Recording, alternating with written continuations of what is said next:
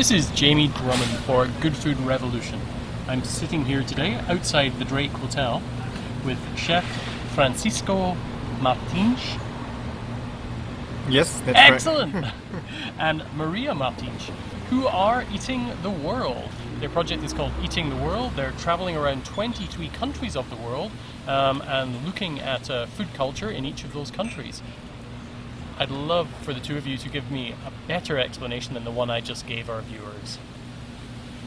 So the main idea we had at the beginning is to combine our two goals in life. Maria, she's a journalist, and I'm a cook, I'm a chef. And we really wanted to travel around the world and visit the world, and at the same time improve our careers and to learn more. So we create this Eating the World thing that is mainly describe the world by our belly. By what you eat, I'll tell you who you are. So we are trying to leave the words from a very old gastronomer, French gastronomer, Brillant Savarin.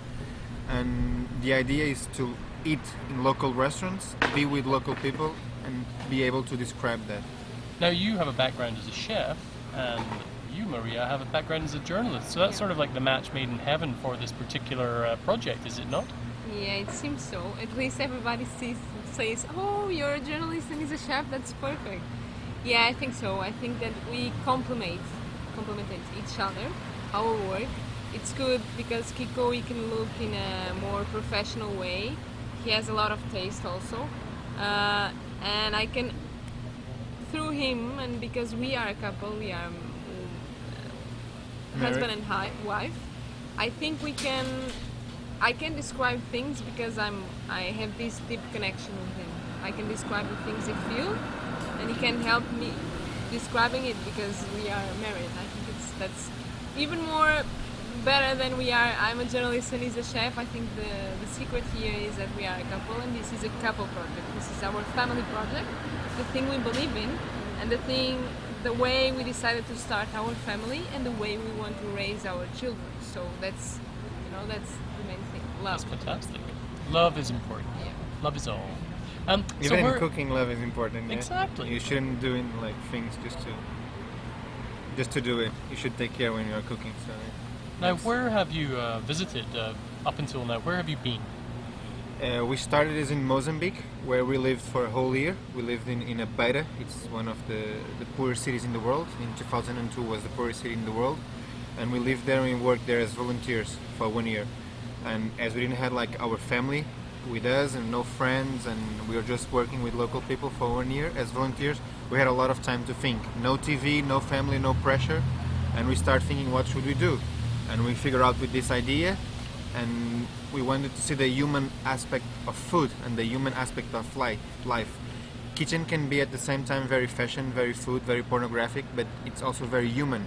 And food comes from a specific place, and there are people that take out the rice, that they plant the rice, there are people that grate the coconut milk, and we live with those people for 1 year. And during this year, we figure out from Mozambique, we went to Tanzania, from there to England, and in England I had a chance to be with Aston Blumenthal in the Fat Duck for 1 month, and then from there we moved to Turkey, and we did the Middle East. Yeah, we did Jordan, Lebanon, Syria, and Israel.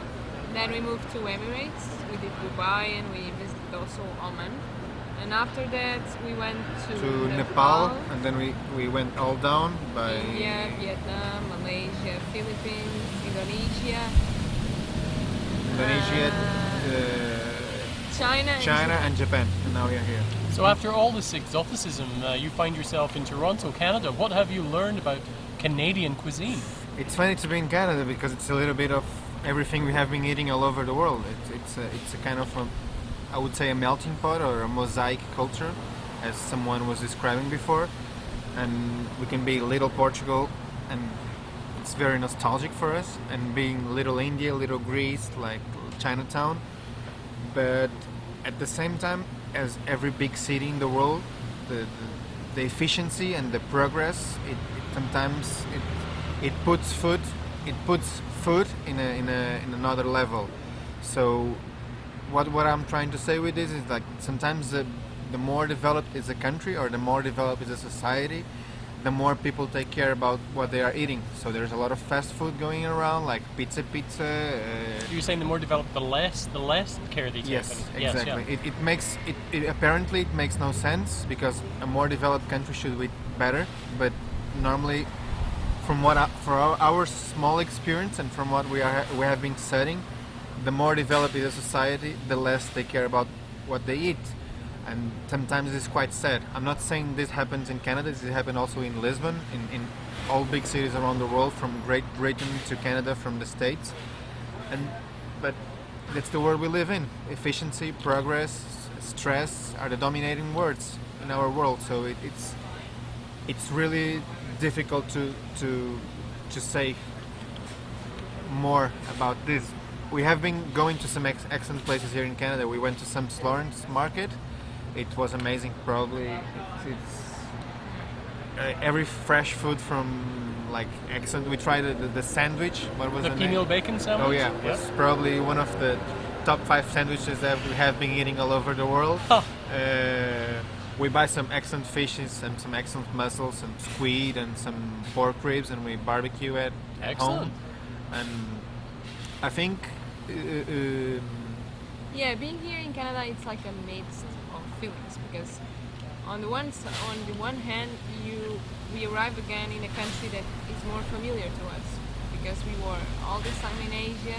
It's very different from what we're used to in Europe, and Canada, it's much more similar to what we're used to. So it's kind of we feel at home here. I understand, But at the same yes. time, we see the same things we can find in Lisbon, as Kiko was saying. The way the world goes, the fast life. So it's strange. It's feeling at home, but at the same time, it's dealing again with the same problems that the world is facing nowadays. The problems of food. People don't know what to eat. They don't know how to eat. So it's strange. At the same time, we have been feeling, I think, all along this trip, that the world is changing, I think, and people are starting to look back to what they had and to the traditions and to the local food, and we can feel some kind of movements yeah, there is major movements. of times going to change. I don't know when, but we feel that, so it's good. And here in Canada, we can feel it too. Now, if our viewers would like to have a closer look at your project and what you've been up to, you do have a website. Now, where would they be looking to see a little bit more of what you've been up to? They can go to www.eattheworld.com with only one T, AITHA. That's the catch, isn't it? The one T. Yeah. Only one T, and you can see the everything that we have been printing out in the Portuguese newspaper and pictures, and also a video from the country. And we also have a blog, and in our blog it's the same, eattheworld.blogspot.com. With one T? With one T Only also. one T. We sometimes post different things from what we have written on the newspaper, different videos that are not in our website, so it's a kind of collateral medium. I understand. Yeah. Excellent. Well, thank you very much for joining us at Good Food Revolution today. We look forward to catch up with you actually in Portugal the next time, hopefully. I hope so. I hope so. Fantastic. Thank you very much. Thank you for your great work.